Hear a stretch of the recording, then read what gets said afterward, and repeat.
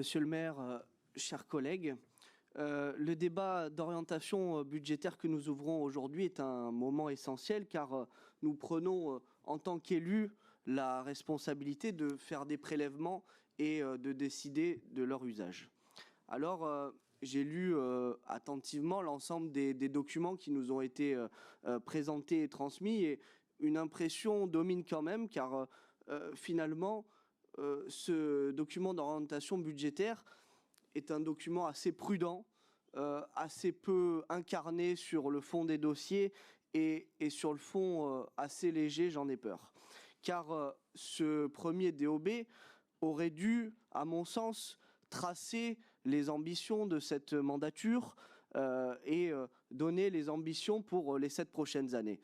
Il aurait dû nous donner également les premiers éléments d'une PPI pour l'ensemble de la mandature. Mais ce que M. Jospin nous présente aujourd'hui, ce n'est pas tellement un projet de ville, c'est plutôt une trajectoire comptable, et je reprends ces mots, rigueur, responsabilité, etc.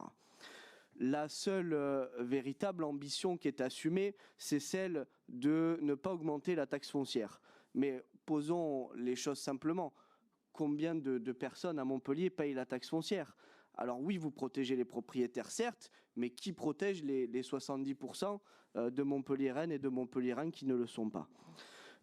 Par ailleurs, j'aurais aimé que dans ce document, vous nous traciez vos ambitions pour répondre à l'urgence sociale, le mal logement, la précarité énergétique, l'accès à la santé, à l'éducation, qui protège celles et ceux qui subissent l'explosion des loyers, des charges, de l'énergie. Car on a pu le voir tout au long de ces dernières semaines, la réalité sociale concrète des habitants. Et oui, ce budget est à l'équilibre, effectivement, sur le papier, on peut vous en féliciter, mais je trouve qu'il est en profond déséquilibre face à la réalité sociale que vivent les Montpelliérains. Et ma collègue de gauche l'a dit, Nathalie Oziol, depuis 2012, effectivement, les collectivités ont subi de plein fouet les politiques de baisse de leurs ressources. Le projet de loi de finances de 2025 prévoit une réduction, vous l'avez dit, de 5 milliards d'euros. Mais en réalité, vous le savez, c'est une baisse de près de 10 milliards d'euros si l'on tient en compte de la diminution du fonds vert et des effets de l'inflation. C'est en effet un véritable hold-up finalement de l'État sur les collectivités que vos camarades du Parti socialiste ont largement contribué à faire voter et ont conduit inévitablement à une forme d'asphyxie budgétaire et au fond à une remise en cause totale de ce qui fait la République. La garantie de l'égalité de droit, la garantie de l'égalité entre les territoires, de la justice sociale et de la justice fiscale. De la même manière, le contexte international qui pèse lourdement sur nos concitoyens qui vont subir de plein fouet l'explosion des prix de l'énergie. Face à cela, dans ce document d'orientation budgétaire, on peut voir 4 millions d'euros pour la rénovation thermique des écoles. Moi, je pense qu'il faut être un peu lucide et ambitieux et que ça ne répondra pas véritablement aux ambitions qui nous sont demandées. Ce niveau d'investissement n'est clairement pas à la hauteur et nous pensons au contraire, nous vous faisons cette proposition de changer d'échelle et de se fixer qu'à l'horizon de la mandature, plus aucune école ne soit une passoire thermique.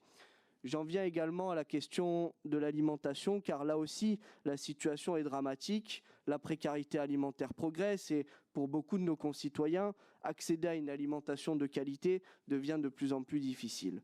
Or, là aussi, ce document budgétaire reste un peu silencieux. Quelles sont vos ambitions pour pérenniser les dispositifs de sécurité sociale de l'alimentation? Sur la restauration scolaire également, quand allons-nous enfin réaliser la gratuité totale de la cantine scolaire qui va permettre aux ménages les plus modestes d'accéder à une alimentation choisie et de qualité.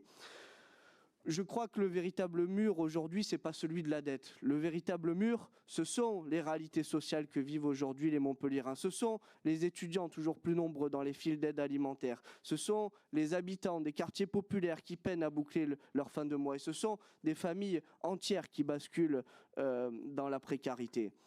C'est donc, j'en ai peur, la fin de ce que vous appelez le bouclier social, car dans les faits, maintenir l'existant ne protège pas celles et ceux qui ne paient pas d'impôts et celles qui sont le plus exposées. Rien sur la démocratie participative ou sur des budgets permettant aux comités de quartier de pouvoir décider eux-mêmes. Merci, monsieur Bertrand. Et je finis là-dessus. On peut se demander quel est l'enjeu, parce que l'enjeu de cette mandature, c'est le suivant: voulons-nous accompagner les difficultés ou voulons-nous les combattre? Merci beaucoup.